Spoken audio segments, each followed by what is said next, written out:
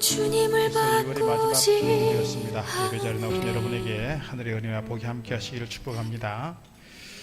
은혜 가운데 지난 11일 동안 성지순례 잘 다녀왔습니다. 사도 바울의 여정을 쫓아서 그의 마음을 가지고 그의 심정을 따라서 어떤 마음으로 복음을 전하고 선교 사역을 감당했을까 함께 돌아보게 되었고, 사도 바울의 어떤 열심, 사도 바울의 복음에 대한 열정을 가지고 좀 회복하면 좋겠다, 그런 마음 가지고 돌아왔습니다.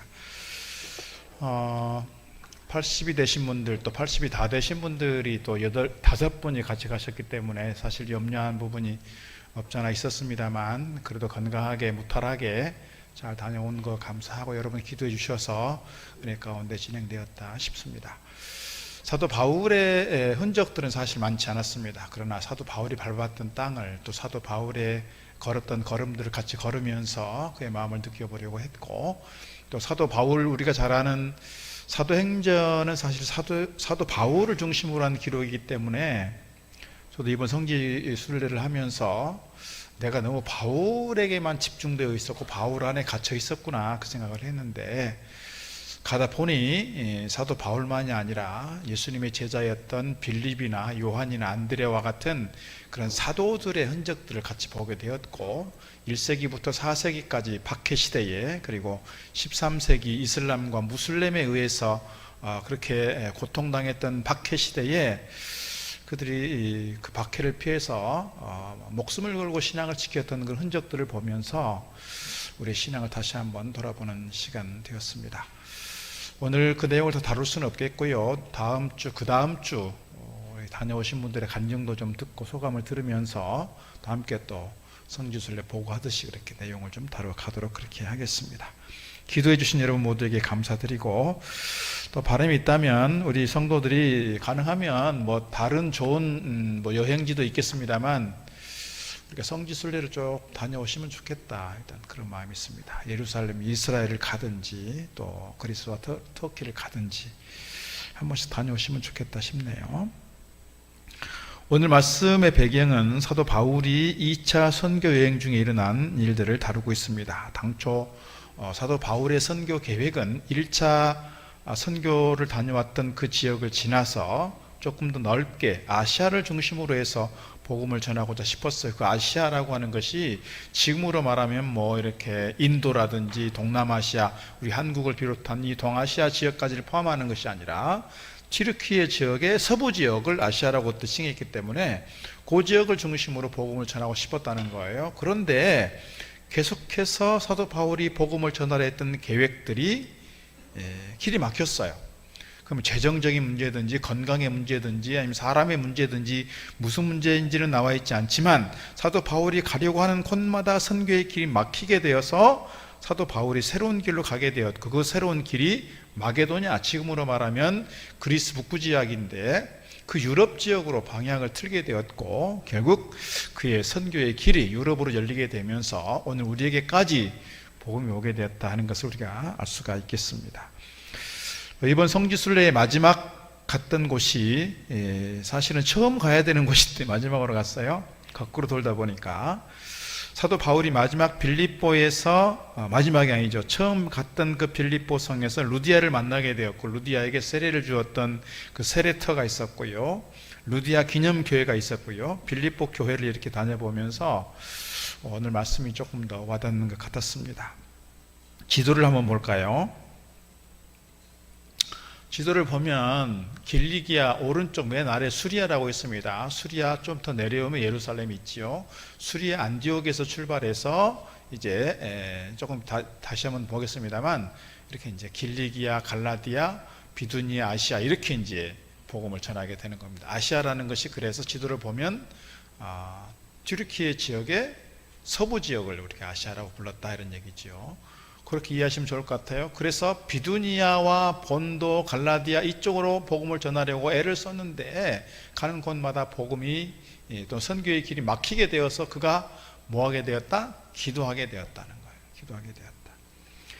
그래서 오늘 6절 상반절 보니까 이렇게 기록하고 있습니다. 성령이 아시아에서 말씀을 전하지 못하게 하시거늘.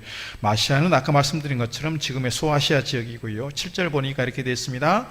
무시아 앞에 이르러 비두니아로 가고자 애쓰되. 비두니아는 아시아 북부 지역이었습니다. 흑해 지방이지요.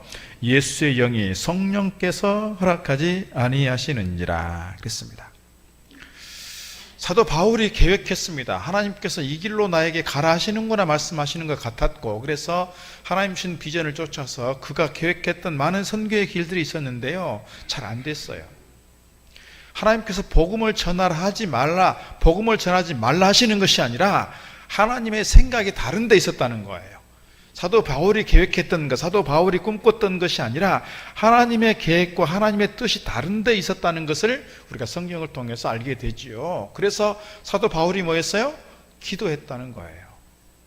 오늘 우리가 내가 꿈꾸는 것, 내가 계획하는 것, 내가 뭔가 예상했던 것들이 이루어지지 않고 자꾸 길이 막히고 자꾸 뭔가 문제가 생기고 꼬여질 때 우리가 해야 될 첫 번째 일이 뭐다? 기도다라는 것을 가르쳐 주는 거예요. 기도다. 자꾸 뭐가 안 되는 것에 대해서 짜증을 내고 화를 내고 불평, 불만 속에 있는 것이 아니라 하나님의 뜻이 어디 있을까? 나를 향한 하나님의 계획은 무엇일까? 나를 통해서 하나님께서 무엇을 하고자 하시는 걸까? 하나님의 뜻을 묻고 기도할 때 하나님께서 우리에게 환상도 보여주시고 새로운 길도 열어주시고 우리에게 선한 걸음으로 함께하여 주실 줄로 믿습니다. 이것이 오늘 우리가 가져야 될 신앙적 자세라는 거예요. 그래서 오늘 하나님께서 사도 바울에게 환상을 보여주셨는데 그 환상의 내용이 8절 이하의 말씀입니다. 8절 무시아를 지나 드로아로 내려갔는데 밤에 환상이 바울에게 보이니 마게도냐 사람 하나가 서서 그에게 청하여 이르되 마게도냐로 건너와서 우리를 도우라 하거늘. 바울이 그 환상을 보았을 때 우리가 곧 마게도냐로 떠나기를 힘쓰니 이는 하나님이 저 사람들에게 복음을 전하라고 우리를 부르신 줄로 인정함이로라. 아까 보였던 지도를 다시 한번 보여주시면요. 아까 보여주신 지도를 다시 한번 보여주시면 마게도냐가 아시아를 건너서 지금의 그리스 북쪽이에요. 그리스 아래쪽에 있는 고린도나 아테네 쪽은 아가야라고 부르는 거고요. 위쪽 지방 빌립보와 데살로니가 베레아 이쪽 지역은 다 마게도냐라고 하는 건데, 지금 이 왼쪽에 있는 마게도냐와 아가야 지방은 지금으로 지역을 구분했을 때 유럽 지역이고요. 아시아, 비두니아, 본도 이쪽은 튀르키예 지역이니까 아시아라고 되어 있는 거예요. 다시 한번 새로운 지도를 보여주시면 이렇게 되어 있습니다. 앞서 말씀드린 것처럼 수리 안디옥에서 출발했어요. 두 번째 빨간 지점이 사도 바울의 고향 다소예요. 그 다음에 더베와 루스트라, 이고니온, 비시디, 안디옥, 이 지역이 1차 선교여행 때 다녔던 지역이고요. 그래서 이제 새로운 지역으로 드로아를 중심으로 아래에 있는 에베소와 7교회가 있는, 초대교회 7교회가 있는 그 지역을 이렇게 돌면서 복음을 전하려고 했는데 자꾸 길이 막혔어요. 그러다가 꿈을 꾸었는데 저 북쪽에 있는 바다 건너에 있는 마게도냐로 건너와서 우리를 도우라 하는 환상을 보게 되었다는 거예요. 그래서 그곳이 간 곳이 어디냐면 네아폴리였고, 네아폴리는 처음으로 그쪽에 항구가 있는 도시예요. 네아폴리에서 처음으로 간 성이 빌립보 성이었고, 앞서 말씀드린 것처럼 이 빌립보 성에서 루디아를 만나게 되고 루디아의 집이 교회가 되는 일들이 이루어지게 됩니다. 하나님께서 빌립보로 가게 하신 이유가 뭘까 생각하면 루디아를 만나게 하셨고요. 그곳에서 귀신 들린 한 여종을 쫓아내는 일이 생겼고요. 그곳에서 억울하게 감옥에 갇혔지만 지진이 남으로써 그들이 착고가 풀려지고 그들이 자유를 얻게 되는 과정에서 간수장을 만나게 되었고, 간수장의 온 가족들이 세례받는 일이 생겼는데 하나님께서 그곳에 가게 하신 중요한 이유가 이런 일들이 아니었을까? 아시아에서 이루어지지 못한 선교의 꿈이 그곳에서 이루어지게 되면서 유럽으로 복음이 전해지게 되었고, 그 유럽으로 전해진 복음이 아메리카로 갔던 그 복음이 지금의 우리나라까지 오게 되면서 오늘 우리가 이렇게 예배하게 되었고 하나님을 섬기는 사람들이 되었다 하는 말씀 드릴 수가 있는 것입니다. 사실 지금은 우리가 아시아 지역, 유럽 지역으로 이렇게 구분을 해놓고 있지만 그때 당시에 이 튀르키예 지역이나 그리스 지역은 다 누구 통치 아래 있어요? 로마 통치 아래 있어요. 로마 제국이에요. 사실은 바다를 건넌다고 해서 저기는 유럽이야 라고 그렇게 구분짓지는 않았겠습니다만, 사도 바울이 복음을 전하려 했던 그 지역이 아니라 다른 곳으로 가게 되면서 복음의 길이 새로운 곳으로 열려지게 되었다, 우리가 이해해 볼 수가 있을 것입니다. 오늘 말씀 속에서 몇 가지 함께 우리가 나눌 제목들이 있습니다. 첫 번째는 이것입니다. 인류의 역사는 하나님의 구원 역사다. 역사라는 단어가 있습니다. 역사라는 단어는 우리가 한문을 그대로 차용한 단어지요. 역사입니다. 영어로 역사는 히스토리입니다. 히스토리인데, 히스토리라고 하는 영어는 히스토리예요. 히스토리. 히스는 누구예요? 그예요. 그예. 그가 누구예요? 하나님의 역사입니다. 하나님의 이야기. 그 하나님의 이야기는 결국 무슨 이야기냐? 구원의 역사요, 선교의 역사라는 거예요. 그래서 우리가 생각하는 역사는 그저 연대기적 역사이지만, 성경에서 말하는 또는 영어에서 말하고 있는 역사의 개념은 하나님의 구원의 역사를 다루고 있다. 우리가 이렇게 이해하시면 좋을 것 같아요. 하나님의 천지창조 이후로 지금까지 내려오는 과정 속에서 역사의 주인은 하나님이시고, 하나님께서 역사를 운행해 계시고 역사 가운데 섭리하신다는 것을 기억하면 좋겠어요. 그리고 하나님의 섭리는 다분히 무엇으로 이루어져 있다? 구원의 역사, 복음의 역사, 선교의 역사로 이루어졌다는 거예요. 그래서 하나님께서 예수 그리스도를 통해서 십자가를 지게 하셨고, 구약시대의 많은 제사와 제물을 통해서 그렇게 핏값으로 받으셨던 그의 어떤 속죄제와 속건제와 화목제와 번제와 많은 제사들이 있었지만, 예수 그리스도의 한 번의 십자가로 말미암아 이제 모든 제사를 폐하시고 단번에 우리를 화목제물로 받으셨다, 이 말입니다. 받으셨다. 그래서 오늘 우리가 예수 그리스도를 통해서 구원받은 사건, 예수 그리스도를 통해서 우리가 구원 사건이 다 이루어졌다는 사실을 기억하면 좋겠어요. 이제 우리에게 남은 게 있어요. 남은 게 뭐예요? 예수 그리스도를 통해서 우리가 구원받게 되었고, 예수 그리스도를 통해서 단번에 모든 사람들이 구원받게 되었다는 이 거룩하고 복된 소식 앞에서 우리가 해야 될 중요한 일이 있다. 이 소식을 전해야 될 책임이 있다는 거예요. 이 복음을 전해야 될 책임이 있다. 로마서 10장에서 그래서 이렇게 말씀하고 있습니다. 누구든지 주의 이름을 부르는 자는 구원을 받으리라.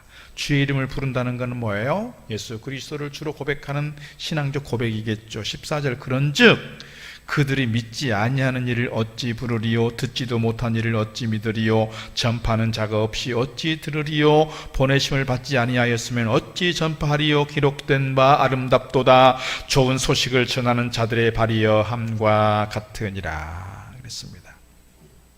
복음을 듣고 믿고 그 믿음을 고백하면 구원받는다는 건데, 그런데 아무도 구원의 소식을, 복음을 전해주는 자가 없으면 그가 어떻게 예수를 알고 어떻게 예수를 믿고 신앙으로 고백하겠느냐, 그 말입니다. 사도 바울이 이 질문을 스스로에게 하고 있는 것 같아요. 사도 바울이. 그래서 이 거룩한 부르심 앞에, 물론 성령께서 그를 감동하셨고 성령을 통해서 그가 회심의 사건을 경험했고 성령을 통해서 그가 사도로 부름받았다는 거룩한 소명의식 가지고 이 복음의 열정을 가지고 갔을 텐데, 그가 수십 년 동안 그가 순교의 자리에 이르기까지 그가 이 선교의 길을 멈추지 않았던 것은 이 거룩한 부르심이었다는 사실입니다. 하나님께서 나를 통해서 이방 선교의 사도로 세우셨구나.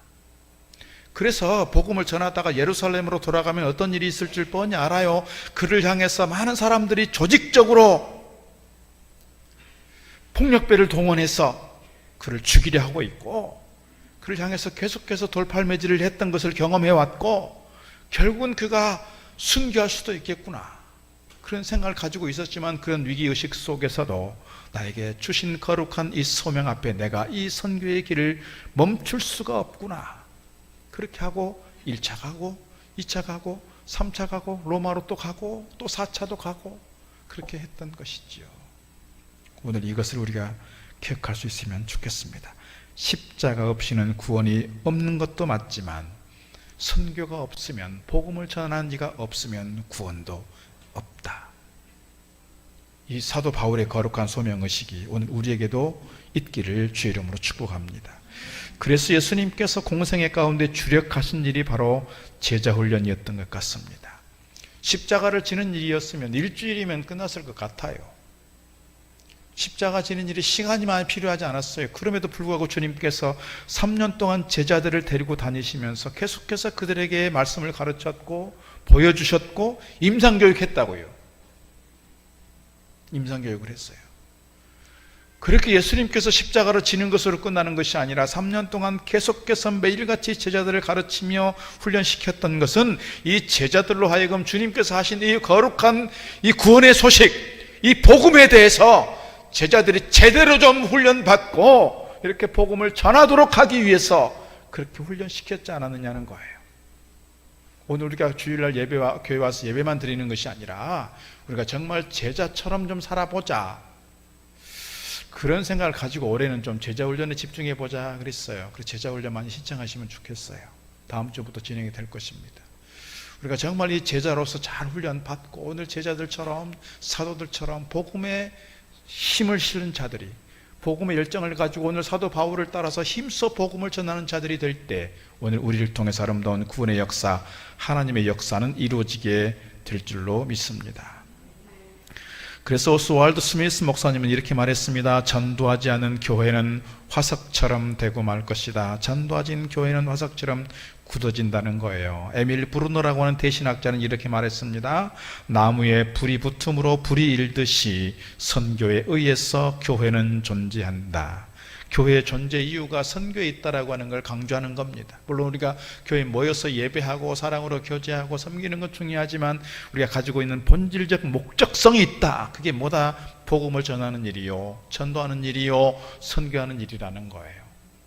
그래서 제가 각 기관 임원 교육할 때 거듭 부탁을 드렸습니다만 우리 교회 남선교회 여전도회가 이렇게 구성되고 조직된 거룩한 목적이 있다. 이 목적성을 잃어버리면 곤란하지 않느냐 하는 말씀을 드렸습니다. 남성교회가 또래 집단입니다. 여전도회도 또래 집단입니다. 또래 집단들끼리 모여서 야유회도 가고 친교도 하고 밥도 먹고 하는 것 중요한 일이지만 선교회로 전도회로 모여진 그 목적성이 뭐라고요? 복음을 전하기 위해서 만들어진 조직이라는 것을 우리가 잊지 않으면 좋겠어요. 잊지 않으면. 그래서 남성교회나 여전도회가 1년에 몇 번이라도 나가서 전도 좀 해보자고요. 전도 좀. 이게 우리에게 주어진 거룩한 목적이다. 이 사실을 잊지 않으면 좋겠습니다. 오늘 결국 하나님께서 바울로 하여금 유럽의 지경에 선교의 길을 여셨고 유럽의 복음이 들어가면서 기독교 구원의 역사는 꽃이 피어나게 되었고 오늘 우리에게도 복음이 전해지게 되었다는 사실을 잊지 않기를 축복합니다. 두 번째 오늘 말씀 나누고 싶은 것은 선교 행렬에 앞장서서 헌신하는 사람들이 있었다는 사실입니다. 사도 바울의 동역자들이 있었고 사도 바울만이 아니라 많은 제자들이 선교사들에게 동역자들이 생겼다는 거예요. 사도 바울이 1차 때 바나바와 함께 가다가요 2차 때는 바나바와 헤어지게 됐어요. 물론 그 과정도 뭐 아픈 역사이긴 하지만 그럼에도 불구하고 사도 바울에게 동역자가 있어서 누구였어요?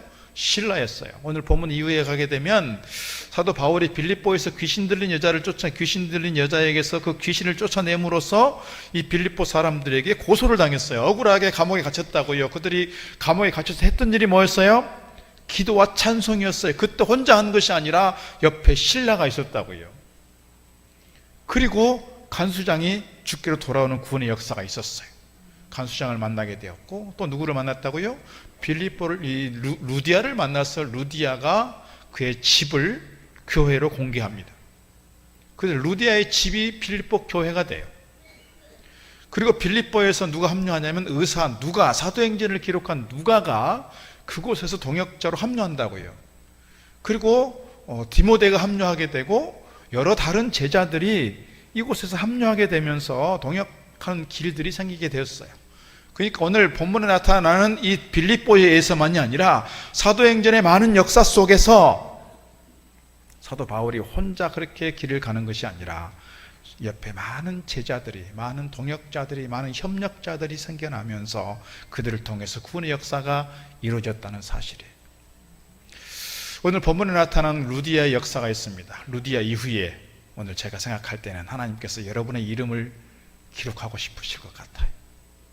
루디아가 선교 행렬에 동역했다면 오늘 우리 한 사람 한 사람이 하나님의 선교의 역사에 동역할 수 있는 저와 여러분 다 되기를 주의 이름으로 축복합니다.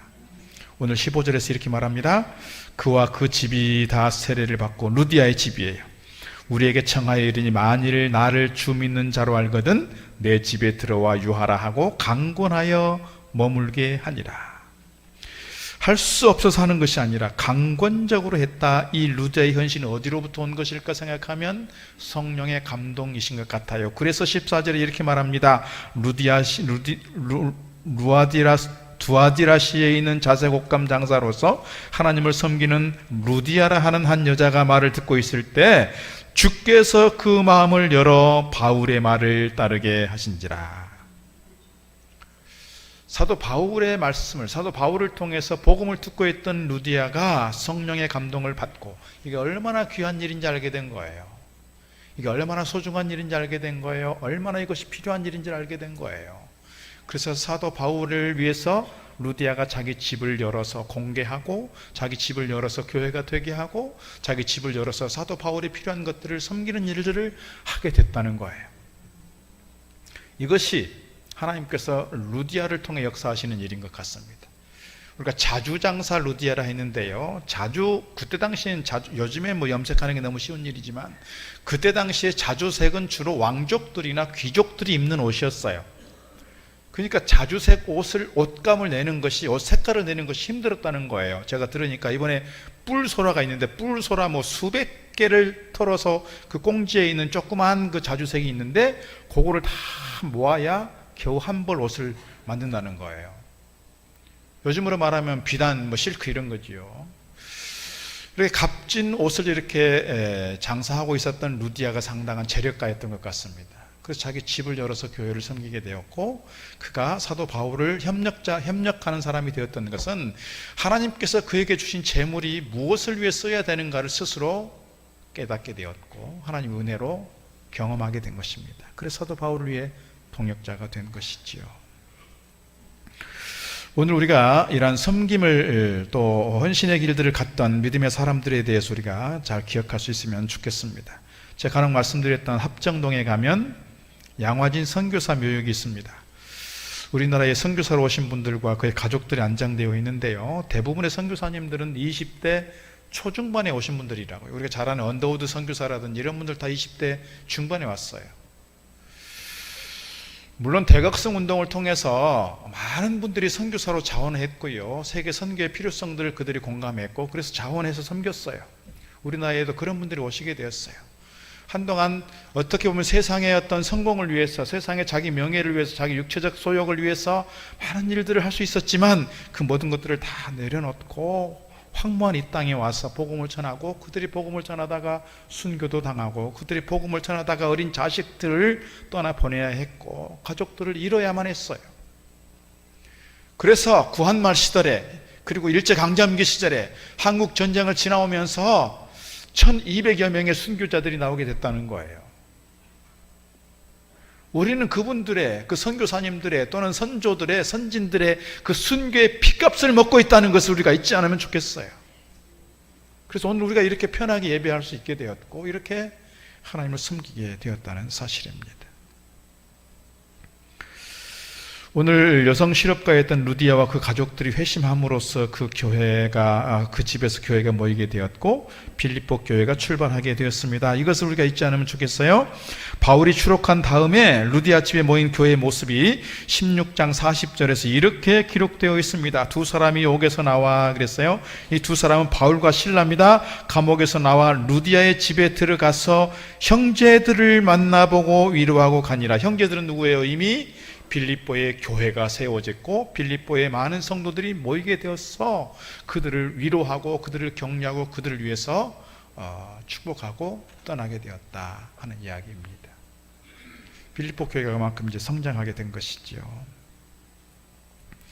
이런 식으로 선교의 대열이 계속 이어지다가 사도행전 28장 마지막 대목을 보면 사도 바울이 로마에 있는 장면 이렇게 기록합니다. 사도행전 28장 30절 맨 마지막 부분입니다. 바울이 온 이태를 자기 셋집에 머물면서 자기에게 오는 사람을 다 영접하고 하나님의 나라를 전파하며 주 예수 그리스도에 관한 모든 것을 담대하게 거침없이 가르치더라 그랬습니다. 좀 이상합니다. 어색합니다. 이 성경의 마지막 부분이라는 것이 좀 어색해요. 사도 바울 서신을 보면 서론이 있고 본론이 있고 맨 마지막에 늘 인사말로 맞춰요. 그런데 사도행전은 마지막이 좀 어색하다고요. 미완성이에요. 그래서 예전에 하영주 목사님께서 늘 사도행전 29장을 자꾸 강조했다고요. 우리 교회가 사도행전 29장의 주인공이 되자, 우리 성도들이 29장을 써내려가는 주인공들이 되자, 그런 말씀을 많이 했었지요. 오늘 우리에게도 그런 마음으로 도전하면 좋겠어요. 스스로에게. 우리 일동 동북교회가, 일동 동북교회에 속해 있는 우리 성도들 한 사람 한 사람이 사도행전 28장으로 어색하게 마무리되어 있는 이 성경을, 이 사도행전을 계속해서 이어가고 계속해서 써내려가는 그런 교회가 되고 성도들이 되면 좋겠다 하는 사실입니다. 우리 한 사람 한 사람이 복음을 위해서 열심으로 섬기고 일할 때에 우리 하나님께서 우리를 통해서 기뻐하시고 우리를 통해서 사도행전의 역사는 계속해서 이어져 가게 될 줄로 믿습니다. 그래서 세 번째 말씀드리고 싶은 것은 거룩한 선교 행렬에 하나님의 구원 역사에 함께하자 하는 사실입니다. 서론에서 그런 말씀드렸습니다. 역사는 하나님의 선교 역사요, 하나님의 구원의 역사요, 복음의 역사다 그랬습니다. 여러분 보면 어느 공동체든 어느 조직이든 보면 주류가 있고 비주류가 있어요. 그게 꼭 좋은 구분은 아니지만 핵심적으로 그 역사를 만들어내는 주인공들이 있는가 하면 늘 그 주류에 들어오지 못하고 늘 아웃사이더에서 자꾸 이렇게 불만 얘기하고 함께 협력하지 못하고 늘 이렇게 맴도는 사람들이 있다고요. 우리 교회에 있어서 그 주류가 누구냐? 물론 교회가 가지고 있는 여러 가지 직분이 있고 직제가 있고 조직이 있어요. 그러나 정말 하나님의 구원의 역사, 정말 이 역사의 주인공은 누구냐라고 보면 역사가 하나님의 구원의 역사라고 볼 때 이 복음을 전하는 이 거룩한 선교의 대열에 힘써 참여하고 적극적으로 동참하는 사람들이 하나님의 구원 역사의 주류다 이렇게 보는 거예요. 그러지 않겠습니까? 하나님께서 우리를 통해서 복음을 전하기를 바라고 우리를 통해서 선교 역사가 일어나기를 바라시는데 그 선교 역사에 대해서 우리가 적극적으로 참여하지 못하고 늘 아웃사이더처럼 맴돌고 왜 교회에서 굳이 그렇게 전도를 해야 됩니까? 그렇게 요란법석을 떨어야 됩니까? 이렇게 말하면 하나님께서 기뻐하시지 않을 것 같아요. 우리가 교회를 통해서 이루어질 여러 가지 복음에 대한 이 일들이, 사역들이 진행이 될 때 우리가 기쁨으로 참여하면 좋겠어요. 열심으로 참여하면 좋겠어요. 우리가 사도 바울처럼 어떤 선교사처럼 내 모든 인생을 다 걸고 가서 해외에 나가서 오지에 가서 황무한 땅에 가서 복음을 전하지 못할지라도 내가 속해 있는 일동 지역 안에서 내가 만나는 친구들과 이웃 사람들과 내 가족들 관계 속에서 아직도 복음을 모르는 사람들, 아직도 구원의 소식을 듣지 못하는 그 사람들이 있다면 그 한 영혼이라도 품고 기도하면서 주께로 인도하고 주께로 초청하는 그 일들이 오늘 우리가 감당해야 될 일이 아닐까요? 모세는 시편 90편에서 이렇게 노래합니다. 시편 90편 10절 우리의 연수가 70이요 강건하면 80이라도 그 연수의 자랑은 수고와 슬픔뿐이요 신속히 가니 우리가 날아가나이다. 12절 우리에게 우리 날 계수함을 가르치사 지혜로운 마음을 얻게 하소서.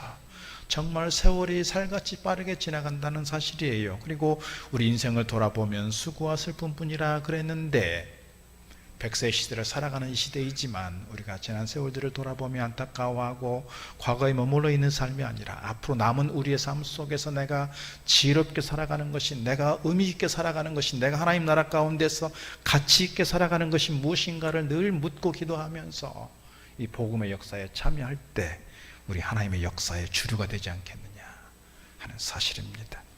우리 하나님께서 우리를 통해서 거룩한 일들을 이루어 가실 줄로 믿습니다. 오늘 8월이 되면 또 우리 중고등부, 아동부 아이들, 또 교사들이 캄보디아에 선교를 가게 됩니다. 오랜 시간 가는 건 아니지만 우리 윤상모 집사님 6개월 동안 인도에 단기 선교하고 왔어요. 이제 오늘 처음 다시 왔는데 아침 1부 때 인사를 못했네요. 여러분 다 이렇게 막 6개월씩 1년씩 나가서 하기는 어려워요. 우리 집사님은 그런 점이 좀 특별한 분이신다 싶은데 또 이번에만 간 게 아니라 예전에도 또 다녀오셨고 해서 감사하다 싶어요.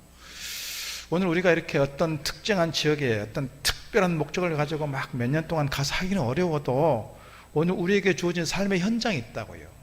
일동이라고 하는, 포천이라고 하는, 또 내 가정과 기업과 내가 속해 있는 공동체가 있는데 이 공동체 안에서 내가 어떻게 살아가는 것이 복음을 위해 살아가는 삶인가를 늘 묻고 기도할 수 있으면 좋겠어요. 그리고 하나님의 선교의 거룩한 대열에 함께 참여할 때에 우리가 큰 하나님의 은혜가 누려지는 삶이 될 줄로 믿습니다. 마태복음 28장에서 주님께서 제자들을 향해서 마지막 이렇게 말씀하십니다.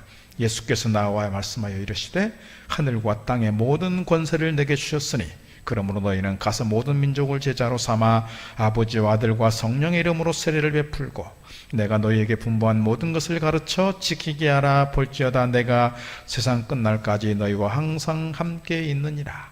우리 하나님께서 오늘 우리를 향해서 제자 삼으시고 우리를 향해서 이렇게 말씀하여 주시고 대명령 주시는 줄로 믿습니다. 한 분만 소개하고 마치려고 합니다. 미국 교회가 180년 전에 처음으로 파송했던 선교사가 있습니다. 아도니람 저드슨이라는 분입니다. 미얀마 최초의 선교사이고 미국에서 공식적으로 처음 파송한 선교사라고 합니다. 이분이 처음 선교 나갔을 때 25살이었습니다. 유수한 대학을 졸업했습니다. 25살에 이분의 실력이 워낙 탁월한 분이시라 그 학교에서 그를 교수로 초빙했습니다. 교수로 가는 것을 거절했습니다. 여러분, 공부하는 학생들이 최고의 어떤 로망 중에 하나가 뭡니까? 자기가 나온 학교에서 교수하는 거예요.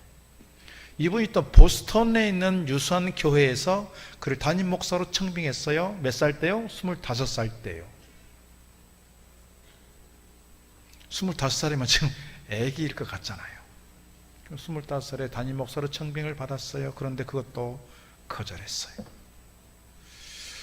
스스로 결단하고 고백하는 겁니다. 하나님께서 나를 목사로 세우신 것은 이렇게 안정적인 자리에 가서 교수를 하거나 담임 목회하는 것이 아니라 해외 가서 선교사 하는 것이라고 하나님께서 나를 부르셨습니다.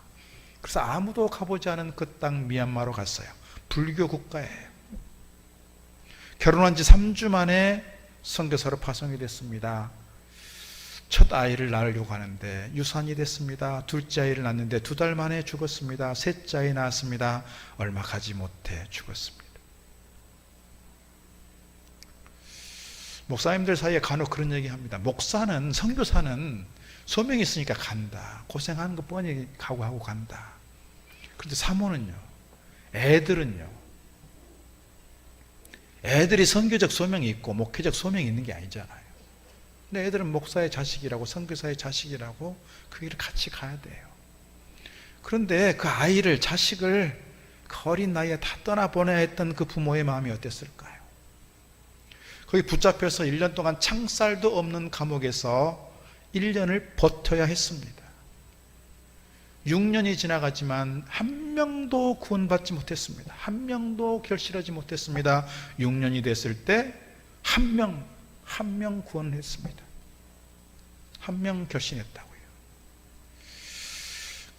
오랜 시간 기다려서 그곳에서 40년 동안 그가 목회했고 선교했습니다. 그리고 그곳에 묻혔습니다. 그가 묻히는 40년 이후의 삶은 그곳에 놀라운 결실로 나타났습니다. 미얀마에 5만 명의 그리스도인들이 생겨난 겁니다. 너무 무모한 일 같았습니다.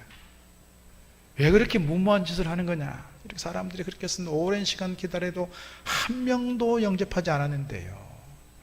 그러나 그의 생이 끝났을 때 미얀마 땅에 5만 명의 성도들이 결신했습니다. 오늘 하나님께서 오늘 우리를 향해서 아도니람 저스튼처럼 또는 사도 바울처럼 그렇게 위대한 사도가 되라, 선교사가 되라 그렇게 부르진 않을지라도 우리의 삶의 현장 가운데서 내가 어떻게 복음적 삶을 살아갈 것인가 우리를 부르신 줄로 믿습니다. 다음 주가 되면 새생명 큰 잔치 우리가 또 초청잔치를 위한 준비도 해갈 것입니다. 선포식하고 또 결신도 할 것입니다. 우리 마음속에 좀 그런 마음 가지면 좋겠어요. 우리가 1년에 10명 정도 전도를 해보자. 교회로 초청하고 교회로 인도하기는 어려워도 복음을 전해보는 건 해보자. 그 얘기를 했어요. 우리에게 주어진 거룩한 사명이라고 믿고 이 거룩한 선교의 대회에 함께 참여함으로써 하나님의 구원 역사의 주류를 이뤄가는 우리 모두가 될 수 있기를 주의 이름으로 축복합니다. 기도하겠습니다. 하나님 아버지 감사합니다. 오늘 저희들을 하나님 나라의 귀한 일꾼들로 세우신 줄로 믿습니다. 오늘 우리를 통해서 주의 복음의 역사가 이루어지는 줄 믿습니다. 이를 위하여 먼저 우리가 기도와 말씀에 사로잡히게 하시고 오늘 루디아처럼 성령의 뜨거운 체험들을 가지고 담대하게 복음을 전하는 일꾼으로 동역하는 저희들 되게 하여 주옵소서. 초대교회 많은 믿음의 선배들이 주의 복음을 위하여 순교하였고 저들의 피 흘림으로 말미암아 오늘 우리가 이렇게 예배하게 되는 줄로 믿습니다. 우리가 그 사실을 잊지 않게 하시고 우리가 우리에게 주어진 삶의 현장에서 나의 이웃과 친구들과 가족들과 우리 공동체에 있는 사람들에게 주의 복음이 흘러가게 하시고 그래서 오늘 우리로 하여금 거룩한 선교의 대열에 함께하는 주의 종들 되게 하여 주옵소서. 예수님 이름으로 기도드리옵나이다. 아멘. 찬송가 500장 찬송하겠습니다. 나 무엇과도 주님을 바꾸지 않으리. 다른 어떤 은혜 구하지 않으리. 오직 주님만이 내 삶의 도움이시니 주의 얼굴 보기 원합니다. 나 무엇과도 주님